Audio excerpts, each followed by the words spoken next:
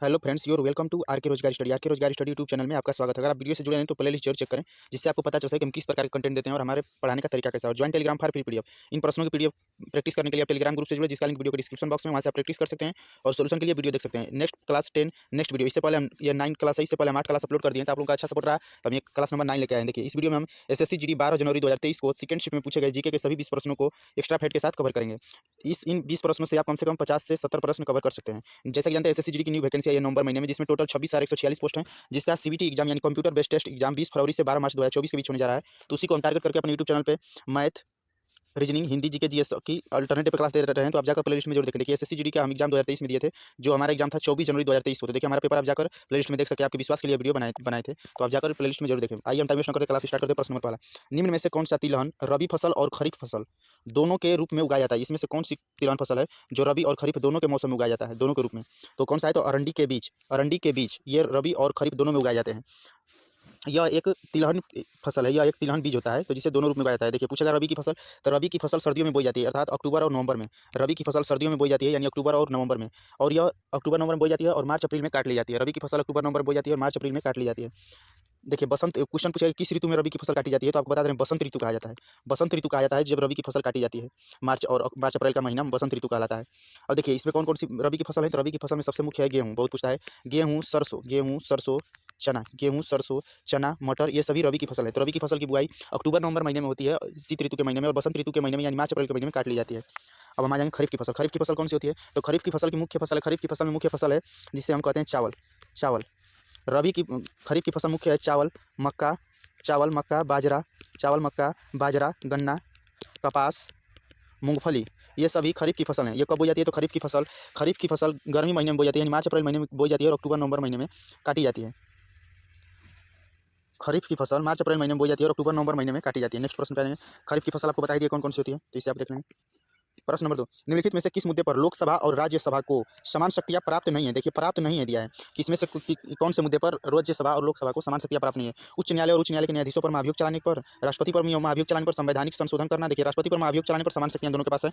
संवैधानिक संशोधन करना, ये भी समान शक्तियां। और उच्चतम न्यायालय यानी सुप्रीम कोर्ट और उच्च न्यायालय यानी हाई कोर्ट के न्यायाधीशों पर महाभियोग चलाना, ये भी दोनों के पास समान शक्तियां हैं। लेकिन धन विधेयक पास करने के लिए दोनों के पास समान शक्तियां नहीं है। भारतीय संविधान के अनुच्छेद 109 में पूछेगा धन विधेयक किस आर्टिकल से संबंधित है? तो धन विधेयक आर्टिकल 109 से संबंधित है। धन विधेयक किसमें पेश किया जाता है? तो इसे ध्यान रखेंगे, धन विधेयक केवल लोकसभा में पेश किया जाता है।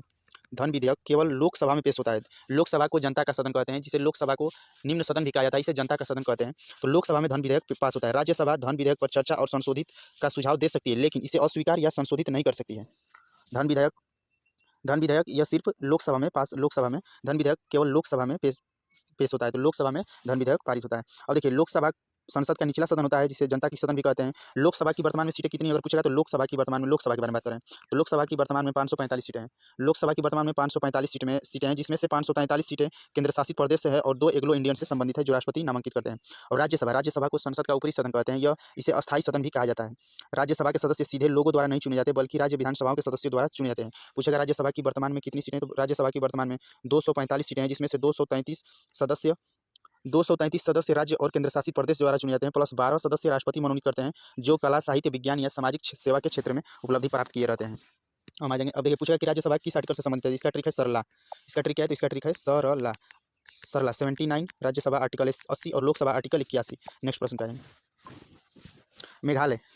मेघालय की किन पहाड़ियों में सबसे अधिक वर्षा होती है? तो मेघालय की किन पहाड़ियों में सबसे अधिक वर्षा होती है? देखिए, ये सभी प्रश्न एसएससी जीडी 12 जनवरी 2023 को सेकंड शिफ्ट में पूछे गए ऑफिशियल पेपर है। एक भी प्रश्न हम अपने मन से इंक्लूड नहीं किए हैं। इन सभी प्रश्नों को लाने का अर्थ यही है कि आप जानें कि एसएससी जीडी में किस प्रकार के प्रश्न पूछे जाते हैं। तो मेघालय की किन पहाड़ियों में सबसे अधिक वर्षा होती है? तो होती है खांसी पहाड़ियाँ। खांसी पहाड़ियों में मेघालय में सर्वाधिक वर्षा खांसी पहाड़ियों से होती है। मेघालय का अर्थ क्या होता है? तो मेघालय यानी बादलों का घर। तो सबसे अधिक वर्षा होती है मेघालय में। नेक्स्ट प्रश्न पे आ जाएंगे। निम्न में से कौन सा देश त्रिपुरा को पश्चिम, उत्तर और दक्षिण की ओर से घेरे हुए? तो कौन सा देश है? तो वह बांग्लादेश। बांग्लादेश त्रिपुरा को 3 तरफ से घेरा हुआ है। तो इसका आंसर क्या हो जाएगा? बांग्लादेश। म्यांमार जिसे बर्मा के नाम से भी जाना जाता है। म्यांमार का दूसरा नाम क्या है? तो म्यांमार का दूसरा नाम बर्मा है। देखिए, एसएससी जीडी 2023 हिंदी 10 जनवरी 2023 को फर्स्ट शिफ्ट में पूछा गया पेपर अभी हम 2 हफ्ता पहले अपने चैनल पे चलाएं, जिसको प्रेजेंट टाइम में 195 व्यू है। तो इस वीडियो को आप जाकर प्लेलिस्ट में जरूर देखिए। हम इससे पहले हम 9 शिफ्टों का वीडियो अपलोड कर दिए हैं। प्रश्न नंबर 5, भारत में 11वीं पंचवर्षीय योजना का विषय क्या था? तो देखिए, भारत में जैसा कि जानते हैं पंचवर्षीय योजना चली थी। तो पूछता है कि भारत में प्रथम पंचवर्षीय योजना कब चली, तो वो चली थी सन 1951 से 1956 के बीच। भारत में प्रथम पंचवर्षीय योजना 1951 से 1956 चली थी। भारत में प्रथम पंचवर्षीय योजना, क्वेश्चन पूछा कि भारत में प्रथम पंचवर्षीय योजना कब चली, तो भारत में प्रथम पंचवर्षीय योजना, कोई अगर क्वेश्चन पूछा है कि भारत में पंचवर्षीय योजना की शुरुआत कब हुई, तो वो हुई थी 1951 ईस्वी में। भारत में पंचवर्षीय योजना की शुरुआत 1951 ईस्वी में हुई। प्रथम पंचवर्षीय योजना कब से कब चली, तो 5 वर्षों की योजना थी, तो 1951 से 1956 ईस्वी तक चली। इसके बाद देखिए क्वेश्चन पूछेगा पंचवर्षीय योजना किस पर आधारित थी, तो पंचवर्षीय योजना कृषि पर आधारित मानी जाती है। प्रथम पंचवर्षीय योजना किस मॉडल पर आधारित थी, तो वो हेरल्ड डोमर मॉडल पर आधारित थी। भारत में अब तक कितनी पंचवर्षीय योजना चली है, तो भारत में अब तक 12 पंचवर्षीय योजना चली है। भारत में अब तक 12 पंचवर्षीय योजना चली है। सबसे अंतिम पंचवर्षीय योजना कौन सी थी, तो 12वीं पंचवर्षीय योजना थी 2012 से 2017। 2012 से 2017 12वीं पंचवर्षीय योजना थी। देखिए 2012 से 2015 पंचवर्षीय योजना की अवधारणा को बंद कर दिया गया। इसके बाद सरकार ने पंचवर्षीय योजना की जगह पर नीति आयोग लाया। पंचवर्षीय योजना का ही नया नाम 1 जनवरी 2015 को प्रधानमंत्री नरेंद्र मोदी ने योजना आयोग का नाम बदलकर नीति आयोग कर दिया गया। तो क्वेश्चन नीति आयोग कर दिया। क्वेश्चन अगर पूछा कि भारत में प्रथम पंचवर्षीय योजना 1951 से 1956, भारत में अब तक कितनी पंचवर्षीय योजना चली, तो टोटल 12 थी। अंतिम पंचवर्षीय योजना कौन सी थी, 2012 से 2017। इसके बाद क्या होता है, इसके बाद 1 जनवरी 2015 को योजना आयोग का नाम बदलकर नीति आयोग कर दिया गया। नीति आयोग का फुल फॉर्म क्या होता है, तो national institution for transforming India. बहुत पूछता है नीति आयोग का फुल फॉर्म क्या होता है, तो national institution for transforming India. इसका सही आंसर क्या हो जाएगा, तो तेज और अधिक समावेशी विकास की ओर, तेज और अधिक समावेशी विकास की ओर यह योजना थी। 11वीं पंचवर्षीय योजना का उद्देश्य, 11वीं पंचवर्षीय योजना का समय क्या था, तो वो था 2007 से 2012। 11वीं पंचवर्षीय योजना का समय क्या था, तो वो था 2007 से 2012। नेक्स्ट प्रश्न पे आ जाएंगे। देखिए सभी प्रश्न 12 जनवरी 2023 को एसएससी जीडी का ऑफिशियल पेपर है, जो सेकंड शिफ्ट में पूछे गए ऑफिशियल पेपर। एक भी क्वेश्चन अपने मन से इंक्लूड नहीं किए हैं। ये क्लास आप are K Rozgar study YouTube channel पे देख रहे हैं। अगर वीडियो से जुड़े तो प्ले जरूर चेक करें, जिससे आपको पता चले कि हम किस प्रकार कंटेंट देते हैं। भारत के 2022 के राष्ट्रीय खेलों का 23वां संस्करण किस राज्य में आयोजित किया गया, भारत के नहीं भारत में। तो भारत में या भारत के 2022 के राष्ट्रीय खेलों का 36वां संस्करण किस राज्य में आयोजित किया गया, तो आयोजित हुआ था गुजरात में। किस राज्य में आयोजित किया गया था, तो वो किया गया गुजरात में। गुजरात में यह आयोजित किया गया था। राष्ट्रीय खेल 2022 गुजरात के 6 शहरों में हुआ। अहमदाबाद, गांधीनगर, सूरत, बड़ोदरा, राजकोट और भावनगर में आयोजित किया गया। देखिए क्वेश्चन पूछा कि राष्ट्रीय खेलों की उत्पत्ति ओलंपिक आंदोलन से हुई, जो 1920 के दशक में भारत में अत्यधिक लोकप्रिय हुआ। भारत के राष्ट्रीय खेलों के प्रारंभिक वर्षों में भारतीय लोकप्रिय, देखिए हम आते हैं नेक्स्ट प्रश्न पे। 1940 में भारतीय ओलंपिक खेलों को राष्ट्रीय खेलों के रूप में आयोजित किया जाने लगा। प्रश्न नंबर 7, व्यापार की गई वस्तुओं और सेवाओं का कुल मूल्य व्यापार का माना जाता है, तो व्यापार का माना जाता है। देखिए वेरी इंपॉर्टेंट प्रश्न, यह प्रश्न इसकी करने लायक है, यह इंपॉर्टेंट प्रश्न है।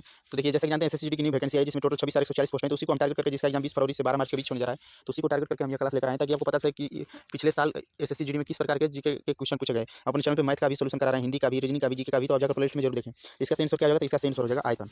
आयतन। नेक्स्ट प्रश्न पे आ जाएंगे। अमरबेल वल्ली पद्म भूषण प्राप्त करने वाली एक शास्त्रीय नर्तकी हैं, जो किसके लिए जानी जाती हैं, तो किस नृत्य से संबंधित है, तो वो है भरतनाट्यम। भरतनाट्यम के लिए जानी जाती हैं।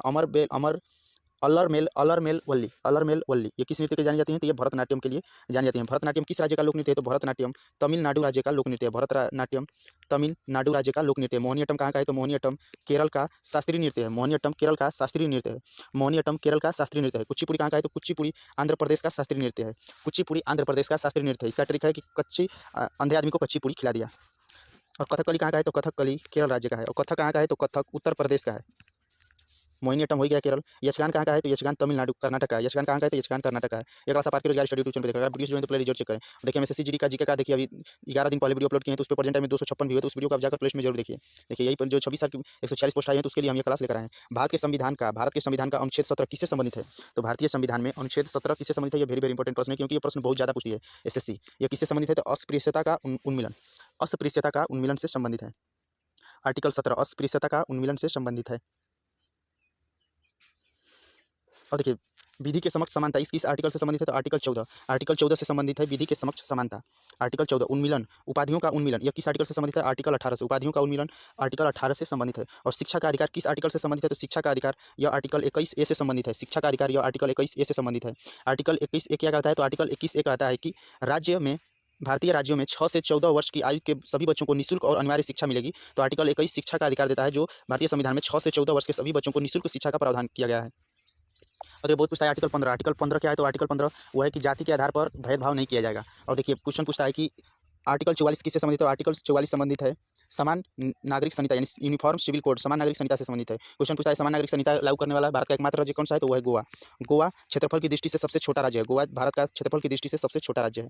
नेक्स्ट प्रश्न पे आ जाएंगे। प्रश्न नंबर 10, निम्नलिखित में से कौन सा सरकार के राजस्व बजट का हिस्सा नहीं है। राजस्व बजट का हिस्सा नहीं, देखिए ये सभी प्रश्न ऑफिशियल पेपर हैं जो एसएससी जीडी में पूछे गए हैं। तो सरकार के राजस्व बजट का हिस्सा कौन सा नहीं है, तो इसमें से है योजना पूंजीगत व्यय। ये इकोनॉमी का क्वेश्चन है।